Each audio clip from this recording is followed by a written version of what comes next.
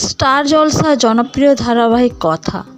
এই ধারাবাহিকটির টিআরপি এক সপ্তাহে অনেক এগিয়ে থাকলেও আবার পরের সপ্তাহেও দেখা যায় খুবই পিছিয়ে গেছে। কথা ধারাবাহিকটির বর্তমান টান টান পর্ব না থাকার জন্য এই ধারাবাহিকটির টিআরপি অনেকটাই নেমে গেছে। কিন্তু কথার ফ্যানেদের জন্য এলো খুশির খবর। অনলাইন হটস্টারে কথা টপ 5 থেকে টপ 2-এ উঠে এসেছে। 2 শালিক আর গীতা এলএলবিকে পিছিয়ে ফেলে টপ 2-তে উঠে এসেছে কথা, যা দেখে খুবই খুশি তার দর্শকেরা। তারা মনে করছে এবার কথা অনলাইনের পাশাপাশি অফলাইনেও বেশ ভালো জায়গায় যাবে।